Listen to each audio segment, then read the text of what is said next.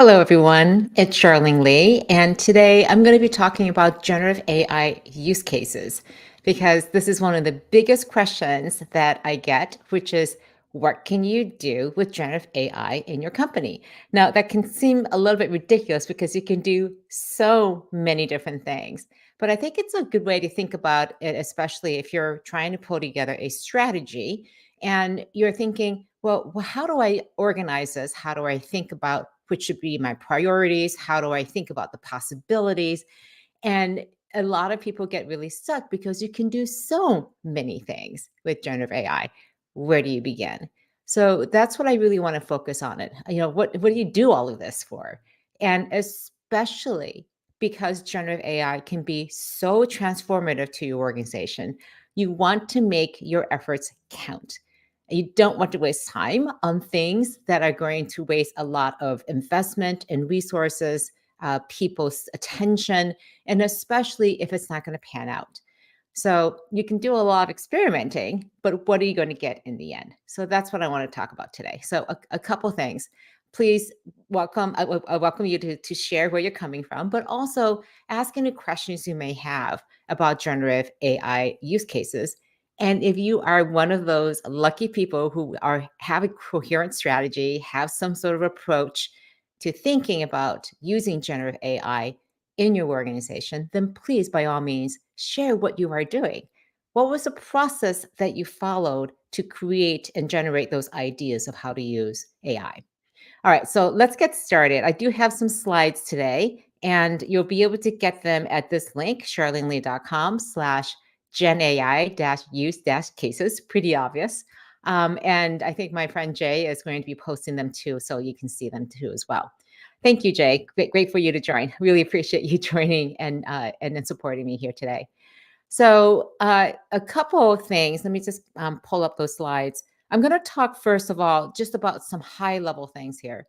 First, the biggest mistake I see people doing is they start with very specific tasks or ways of looking at things from a functional perspective. So, we're in marketing and we're going to find ways to use generative AI to create content.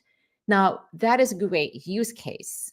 But the problem is, it's not necessarily filling a big gap in your strategy. And so the focus really, I think, to think about use cases is how does generative AI fill a gap in your strategy? And I just have a fun little graphic to put into this. Look, what are the biggest strategic gaps that you have? And what I mean by strategic gaps is this is where we are today. This is where we want to be in the future. What are the biggest gaps that we want to fill? And so this is extremely important because you may be thinking, well, how do I think about strategy?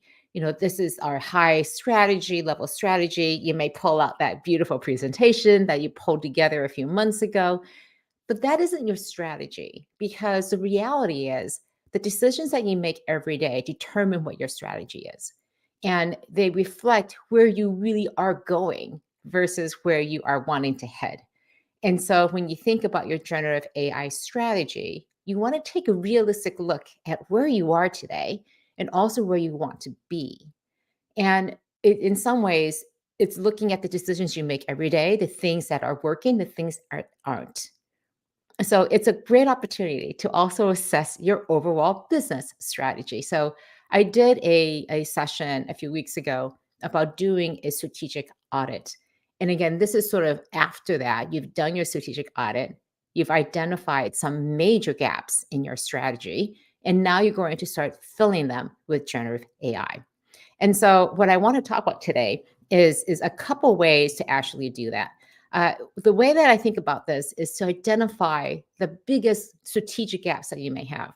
And so one of the ways I think about this is that there are 6 common ways that organizations feel that they want to focus their strategy on.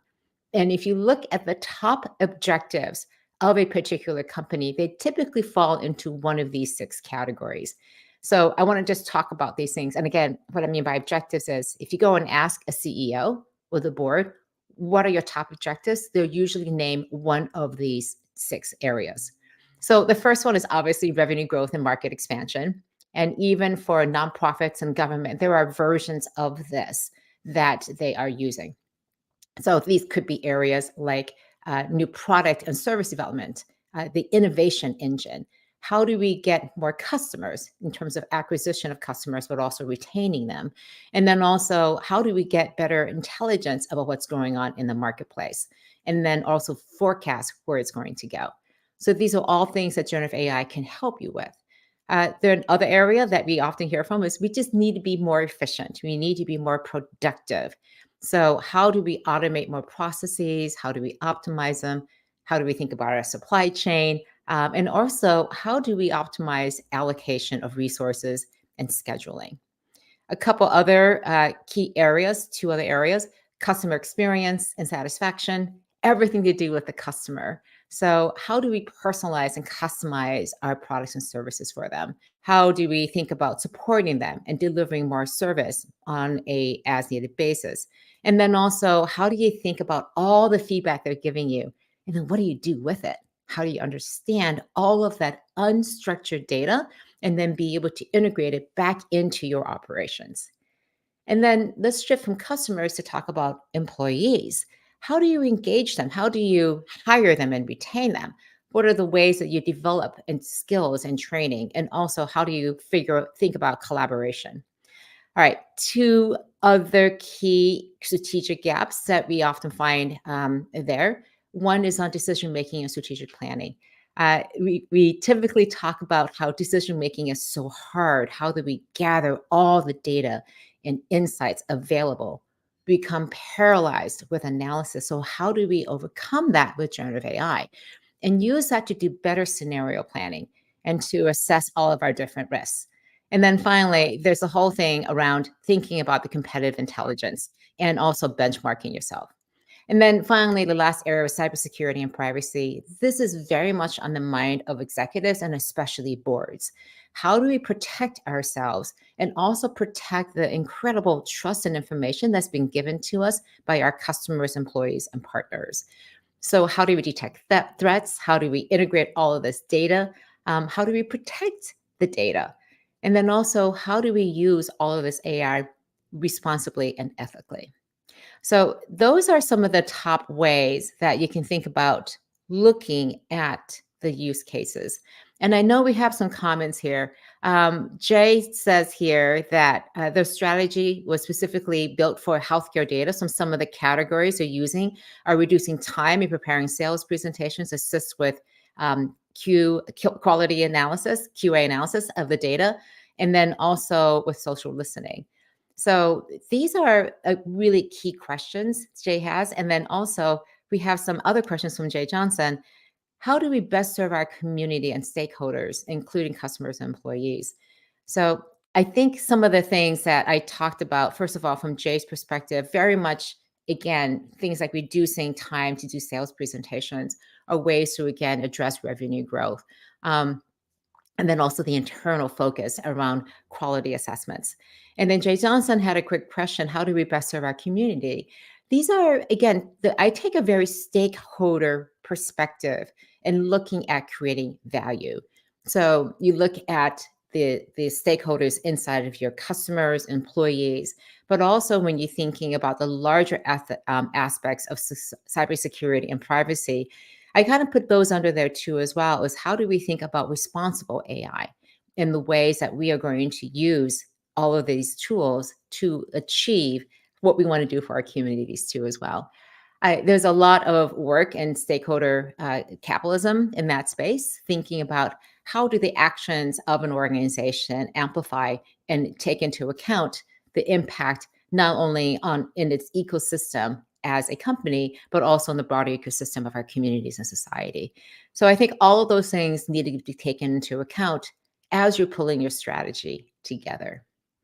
So I do want to take a few minutes and talk about one way to think about all of these use cases, because those are a lot of different use cases.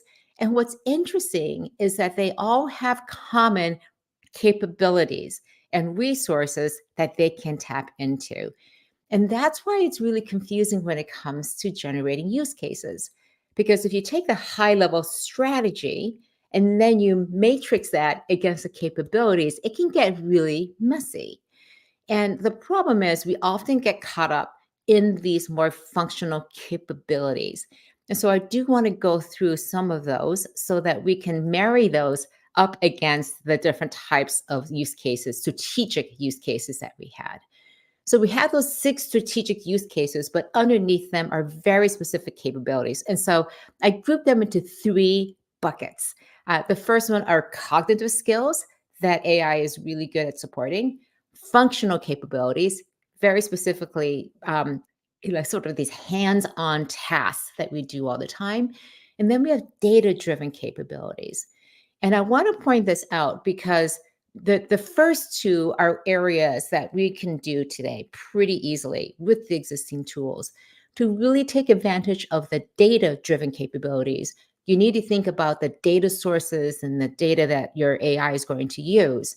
So that may require that you create a much more integrated intersection between the data in your organization and the capabilities you have in terms of AI.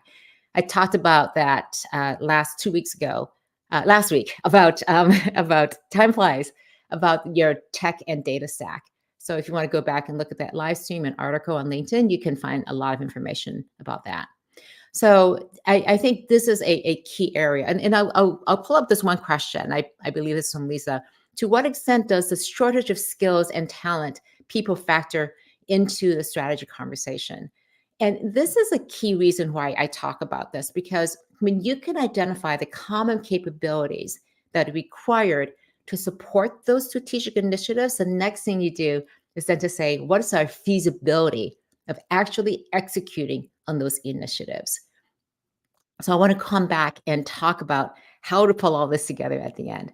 But one thing in particular to think about as you're looking at these big initiatives to close these strategic gaps, they have to be consistent and build on top of each other. And that's why looking at capabilities is a really good way to see that there's consistency across these initiatives in terms of feasibility, capabilities, resources, people skills, etc. So let's go and take a look at each of these areas. The first one is in cognitive skills. And these are very detailed slides. I'm going to go into them very, very quickly. But again, this is a core part of the book that we have coming up. And the first area is in cognitive skills. And I put this first because you need it. One of the benefits of AI is just to help you think and understand the world better and then to analyze it. And so these are things like perceiving and understanding what's going on in the world. So just simple, basic natural language processing, the skills that are inside of these AIs to be able to understand language and to be able to interact with it is really important. Computer vision, being able to see what's out there, and speech recognition and synthesis. The other area is in reasoning and decision making. So can it take in information, understand the meaning behind them, the inference, and then make recommendations and help you make decisions? Again, being able to explain how AI is making decisions and then having transparency in that decision making process is a capability that an organization needs to have. Another area is learning and adaptation. So, are you learning over time as an organization? Is the AI that you're using learning over time too, as well? And how do you make sure that the model is continuously learning and being updated? And then finally, creativity and generation. Now, this is going to appear in the next area. This is much more not about the actual generation, but learning, for example, your writing style or the brand voice of an organization. It's understanding what are the areas that you can be creative in. So the design space, what are the areas and the guardrails you want to put in? Because design really functions extremely well when there are guardrails and constraints. So what are those constraints?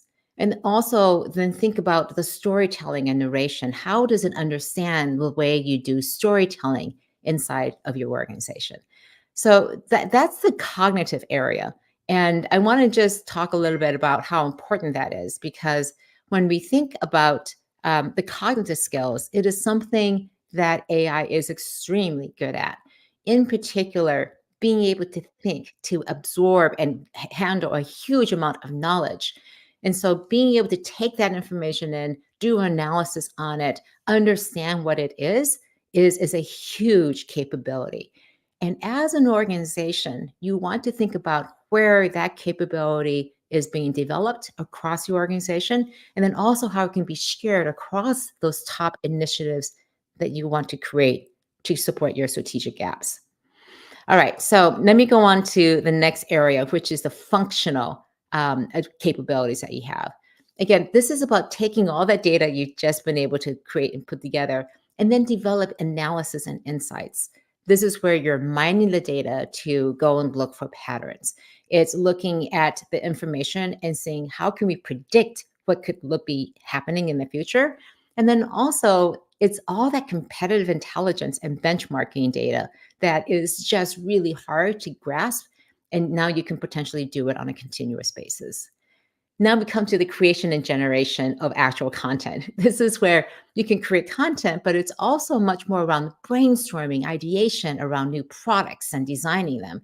And it's also very detailed in recommending and personalizing the recommendations you might have, for example, to customers or to employees. And then there's automation and optimization. These are two of my favorite areas because you can automate a lot of things that are inside your workflows with AI, but more importantly, it's the optimization of those processes. So it's one part automating it, but then optimizing it too as well. So think about the workflow. It can find all the different, it can map all the processes as part of your cognitive capabilities. And then it can say, how can we automate these areas? And where are ways that we can move scheduling around to optimize it? And then also, very importantly, how do we make sure that quality assurance is there? So again, Jay Bryant was talking about how they're using QA, AI to help with your QA. This is again on an ongoing basis, removing that tedious process, automating it, optimizing it, and making sure that you get better and better at creating better quality. And then finally, there's interactions and communications. These are all the beautiful things that we can build with automated chatbots and virtual assistants. They're just going to get better and better as AI better understands our needs and our intentions. And there's also things like language translation, not just actual languages like Spanish to English to Arabic, but it's also helping us just understand and communicate better across different genres and areas. Think about the disconnect between startups and their VC funders, for example. They oftentimes talk at cross purposes. So if you can help understand how I can communicate better as a startup to potential investors, that goes a long way in closing that communication gap. And of course, there's personalized messaging and feedback. So I'm going to just take a pause here and just see if there are any questions. I see some questions here. I'm going to come back to some of the things that are in here, and I'm going to just finish up this last area because I'm keeping a track of time. So the last area is data-driven capabilities. And this is, again, a more advanced capability that if you have mastered the first two, again, looking at those strategic capabilities that you have, where does data come in? How important is data in helping you bridge those strategic gaps? And again, these are areas like, and do you have the data?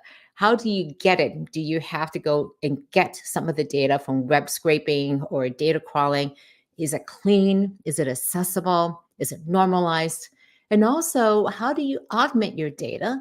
And in particular, the use of synthetic data to generate that so you can fill in the gaps. AI is really good at doing that or creating digital twins so that you can now use more data to do your analysis with. Then there's data integration and management. Where are you going to keep all this data? How much are you going to keep? How are you matching the data and do the schemas of all the different sources that you have match against each other? Is one thing called the same thing as another inside your databases? And then also, where does that data come from? How reliable and trustworthy is it? What's the lineage of that data? And then also, how do you make sure that you're tracking the provenance and again the originations of that data? Data analysis and modeling. This is again that model training. This is much more about what data you're going to use to train the models. How do you validate that the models are actually performing the way you want, especially when you're looking for bias and trying to minimize the impact of bias inside of your data sets? And then finally, how do you interpret and explain that model? And then data visualization and storytelling. This is one of my favorite areas and capabilities. How to use that data to come back and support things like the content creation. Again, this is not only just using data-driven graphics and narratives, but it's also having dashboards and being able to visualize that data in a way that people can use and interpret. Again, going back to those cognitive functions, cognitive or functional capabilities you want to have. The ability to use data inside your organization, to access it, to democratize access to your data becomes an incredibly important capability in your organization. So I think one of the biggest ways to think about all of this is, again, just strategically wise, a couple last thoughts here. Again, just some simple ideas.